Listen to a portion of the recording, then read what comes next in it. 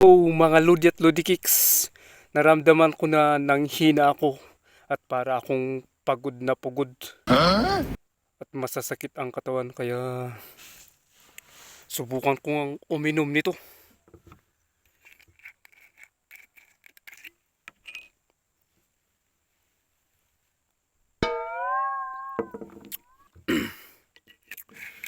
Subukan kong uminom nito kasi pampalakas daw ito.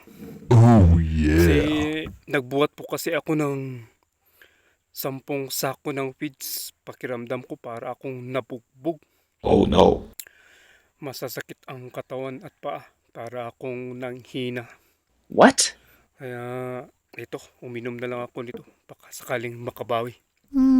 Subscribe, comment, like, and share po. Salamat po. Mga Lodi at Lodi Kicks, ganito po ako maglakad nung hindi pa ako uminom ng Red Bull, mga Lodi at Lodi Kicks. Pagkatapos kong uminom ng Red Bull, kulang na lang na magmarcha ako, mga Lodi at Lodi Kicks. Ayan o. Hinto! Harap sa kaliwa, harap!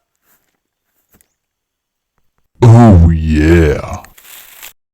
Ito naman po ang behind the scene ng rehearsal ko sa pagmamarcha.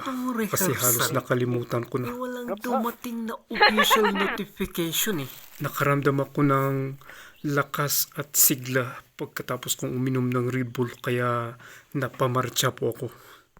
Kaya heto, pinapractice ko na po kasi halos makalimutan ko na po.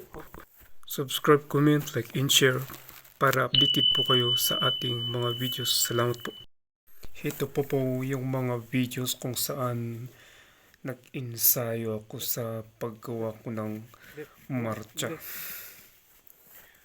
So, nag-ensayo po kasi gusto kong makuha yung tamang marcha kasi parang hindi ko siya nakukuha. Left, right, left. Harap sa! Hanggang sa makuha ko po. So, mga Lodi at Lodi Kicks, subscribe, comment, like, and share po para updated po kayo sa mga aking videos na aking i-upload. At meron po akong iiwang kasabihan, magtiwala sa sarili, huwag sa manluloko o kaya sa budol-budol. Salamat po. Bisitahin nyo lang po ang YouTube channel ko para mapanood nyo po ang mga videos ko po. Salamat po.